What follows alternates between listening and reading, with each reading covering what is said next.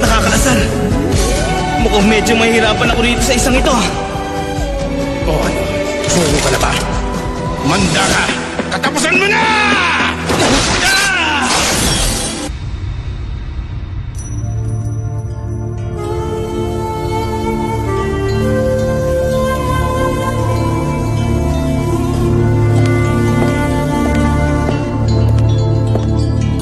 Kumusta? Ang tagal natin hindi nagkita. Sa bagay, hindi rin nakakapagtaka kung bumalik ka dito sa Mugen City. Dahil alam kong Mugen City ang pinakamagandang lugar sa buong mundo para sa iyo. Tama ba ako, Masaki? Siguro nga tama ka.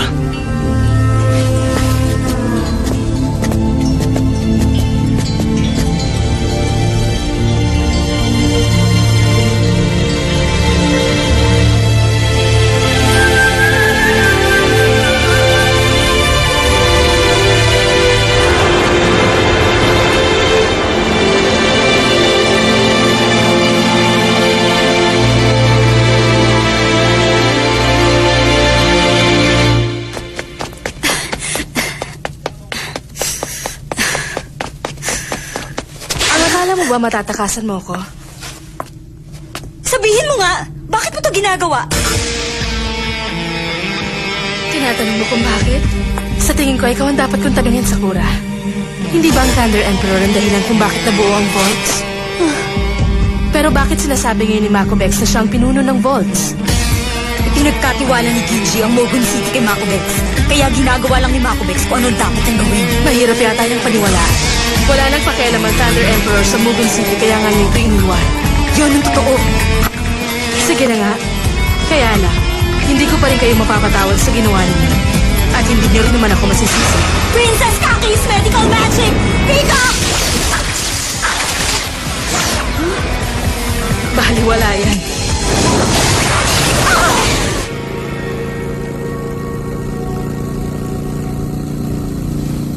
Tuwing nandito ako, pakiramdam ko parang may nakatingin sa akin.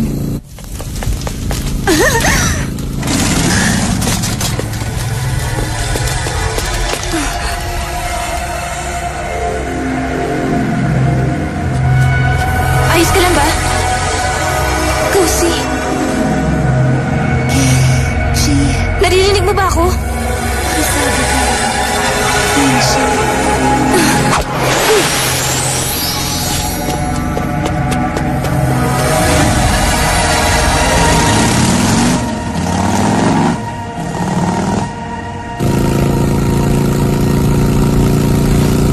Kayang nangyari. Pambihira, binigyan pa ako ng problema nito.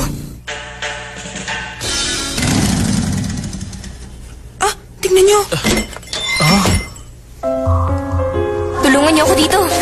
Ano nangyari? Kenji. Si Makobex. Anong nangyari? Sakura! Sakura! Bakit? Gamutin natin ang sugat niya.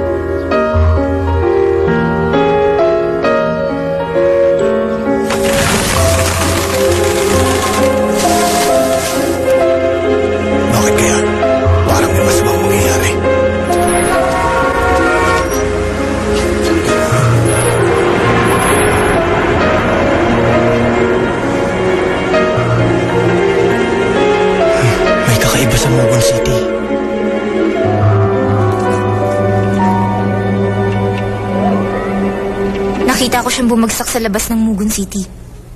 Kawawa naman. Ano to? Genji, alam mo ba kung sino ang gumawa niyan sa kanya? Nakakapagtaka. Paano kayang... Huwag mo munang piliting gumalaw. Ayos lang ako, huwag kayong mag-alala. Kenji, si Makobex. Hanapin mo si Makobex. Ano ba nangyari doon sa batang mahilig sa computer? May ginawa na naman ba siyang kalokohan ngayon? Sakura, sabihin mo, ano ba talagang nangyari? Nawawala si Makobex. May dumukot sa kanya. Tulungan mo siya. Si Makobex sa ngayon na namumuno sa bagong henerasyon ng Vaults. Pinananatili niya ang kapayapaan sa lower level. Kaya lang, panandalian lang ang kapayapaang yun. Hindi pa rin tumitigil ang Diyos ng Babylon City sa pananakop at pagkontrol sa mid-level. At dahil doon, hindi mapigilan ni Mako Bex ang pag-aalala.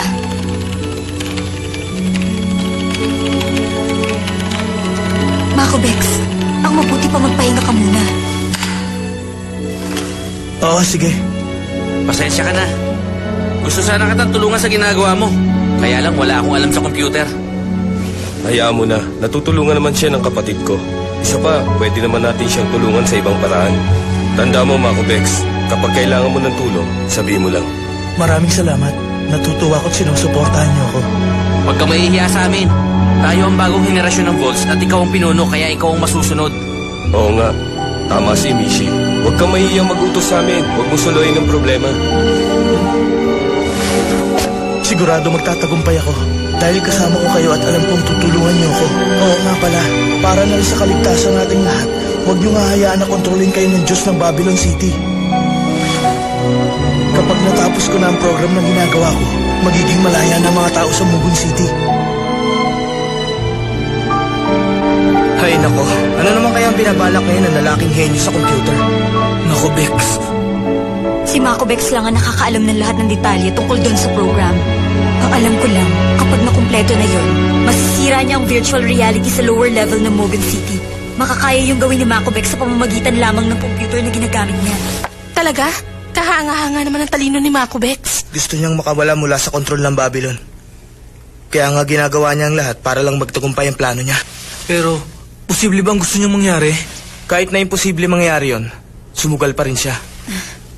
Pero alam niyo ba, malapit na magtagumpay si Mako Bex. Kaya lang...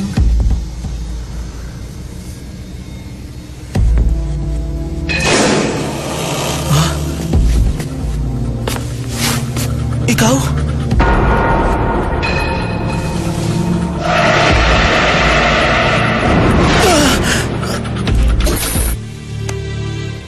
Oo.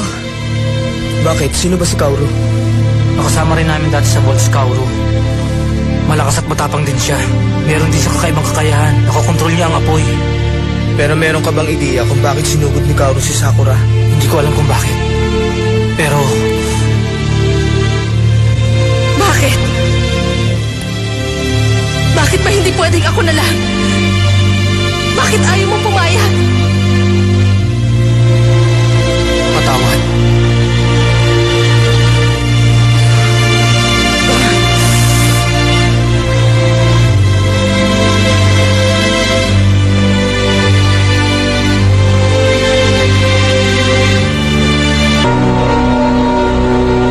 Ginoong Gil, siguro naman nakarating na sa iyong babala ng Brain of God Tulas. Pwede ba? Tahimik na ang buhay ko dito. Bakit mo pa ako pinuntahan? Kahit na ano pa sabihin at gawin mo, isa ka pa rin sa mga taong nagdisenyo nitong Mugun City. At hindi mo na yung mababago pa kahit na gustuhin mo. Habang buhay ka lang makukonsensya. Anong binabalak mong gawin ngayon, Ginoong Gil? Kung ako sa'yo, mag-relax ka na lang dyan. Huwag ka na lumaban. Kung ayaw mo maglaho ang pinakamamahal mo. Si Mako Bex. Alam mo, marami na kasing nalalaman yung inalagaan mo. Wala naman sana akong pakialam sa kanya dahil kabilang naman sa mga plano ni Tulas ang lahat na nangyari. Pero pinakialaman rin niya pati ang hindi niya dapat malaman. Lumampas na siya sa limitasyon niya. Maayos naman sana ang lahat kung hindi siya masyadong nakialam. Kung ako sa'yo, mag-iingat ako. Hindi makabubuti sa'yo kung susumayin mo ang kagustuhan ni Tulas. Sandali lang. Anong binabalak niyo kay Mako Bex? Wala akong karapatang humatol sa bagay na yan. Mako Bex.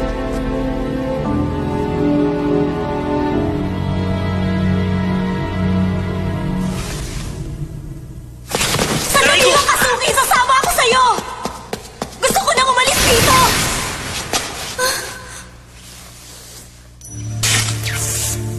Bakit ganun? Ano nangyari? Bakit ganun? Gusto kitang makita, Kazuki.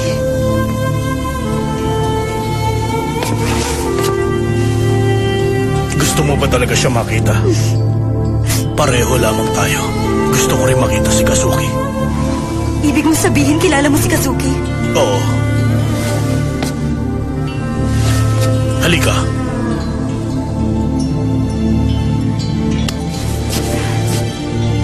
Oo nga pala, ako si Toshiki.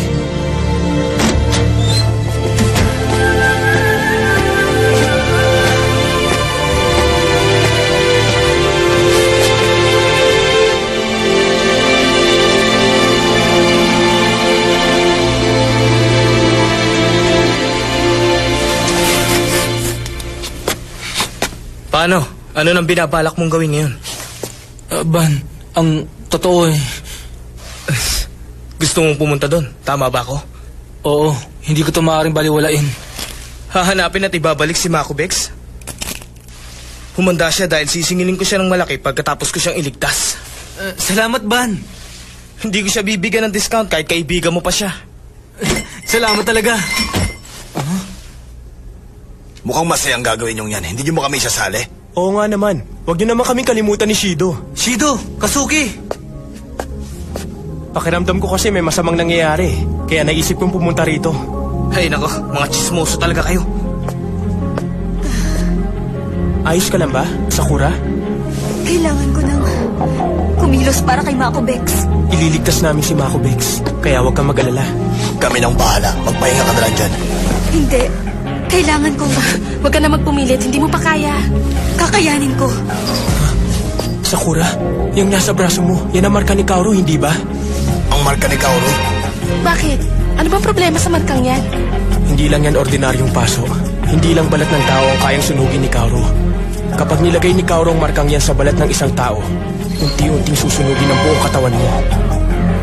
Nang dahil sa markang yan, kaya niyang sunugin ang loob ng katawan ni Sakura. Meron ba tayong maaaring gawin para mapigilan yun? Ang alam ko, si Kaoru lang din na makakapagpapigil nun. At kailangan matanggal agad ang markang yan. Isang araw lang ang itatagal ng taong may ganyang marka. Ano? Isang araw lang? Sakura, pangako, hahanapin namin at ililigtas si Makobex. Tapos ikaw naman ang ililigtas namin. Magtiwala ka, tatagumpay kami. Kinsey, huwag ka mag-alala. Ako na lang ang sasama sa kanila. Himiko. Hoy, Himiko. Pwede ba wag ka nang makialam dito? Ito na ang pangalawang pagkakataon na niligtas ko si Sakura. Ginawa ko yun dahil gusto ko lang. At isa pa may kinalaman na ako sa Mugen City. Ang lalaking yung bang tinutukoy mo? Oo, tama ka.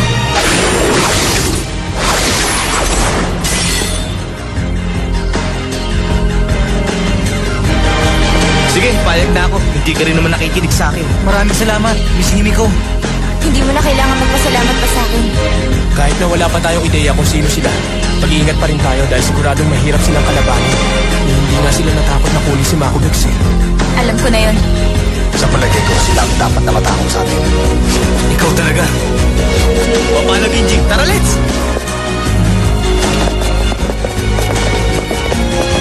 Galingan niyo ah! Mag-ingat kayo ah! Sana makabalik kayo dito ng ligtas. Huwag mo kami mamalitin. Kami ang magagaling na get-backers at naibabalik namin ang kahit na ano. 100% ang success rate namin at hindi kami pumapalpak. Huwag kayong kalala. Mahanap na si Makobex.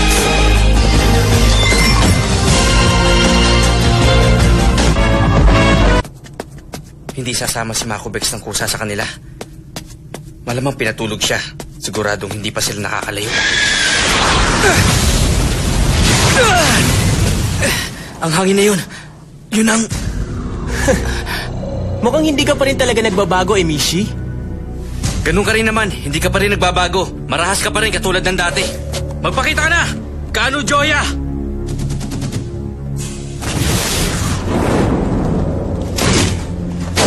Matagal din tayong hindi nagkita. Natutuwa ako nagkaharap ulit tayo, Emishi. Ako, hindi natutuwang makita ka. Isa pa, hindi ito ang tamang oras para sa reunion. Napakalakas naman ang loob mo para sugurin na isang magaling na miyembro ng Volts. Pasensya ka na pero kailangan ko lang itong gawin dahil nagtatrabaho ka para kay Makobex. Tapos na ang kamustahan! Dulang Dancing Whip! Nakakatakot naman. Kapag tinamaan ako ng latigumong yan, baka hindi na ako makatayo ng dahil sa sakit. Ha! Mahirap kalabanin ng dating kasama sa grupo dahil kabisado na niya ang mga galaw ko. Sangayon ako sa mga sinabi mo. Ipaliwanag mo sa akin. Dati ka rin miyembro ng Volts. Bakit mo ito ginagawa? Ano bang dahilan mo at tumutulong ka sa pagdukot kay Makobex? Oo, sumali nga ako sa grupo ng Volts. Pero hindi ang Thunder Emperor ang dahilan ng pagsali ko sa grupo. Kundi dahil dun sa isa pang miyembro.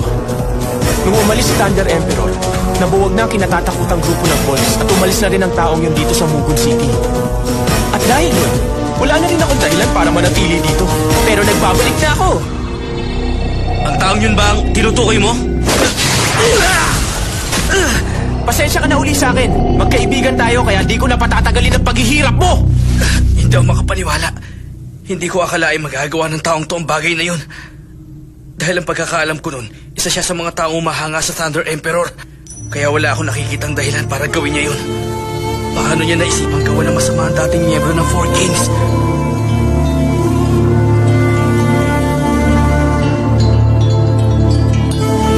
Ang sikat na Four Kings. Isa siya sa Four Kings pero kung tutuusin, kayang-kaya rin naman niyang pantayan ang kapangyarihang taglay ng Thunder Emperor. Sayang nga lang dahil ngayon niya lang nalaman ang tungkol dun. Tumigil ka! Imposible yan! Paalam, Emishi! Ito na ang huli nating pagkikita! Jubei! Ano bang ginagawa mo, Kanu? Kapag ipinagpatuloy mo pa ang pakikipaglaban, baka seryosohin ko na rin to. Ikaw pala, Jubei. Mahirap yatang lumaban sa dalawang tao. Kaya ang mabuti pa, alis na muna ako. Pero binabalaan ko kayo, huwag nyo na subukan pang iligtas si Makubex. Gaya ng sinabi ko, alam na ng taong yun ang totoo niyang lakas. Kaya wala kayong laban sa kanya. Emishi, Jubei, anong gagawin natin? Nagbalik na siya ngayon dito. Pero nandito siya ngayon bilang kalaban.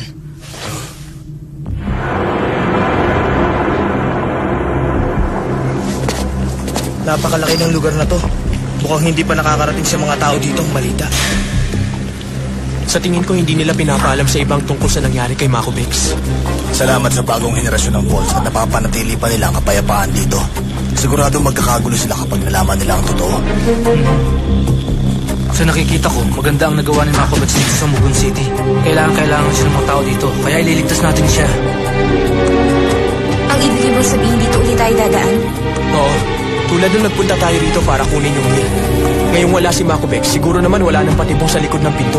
Si Makubex ang gumawa ng patibong nun para sa atin. Hindi pa rin tayo nakakasiguro kung ligtas nga sa likod ng pintuang yan. Mas delikado ngayon dahil hindi na to kontrolado ni Makubex. Bahala na, kailangan pa rin natin pasukin ang pintuang yan.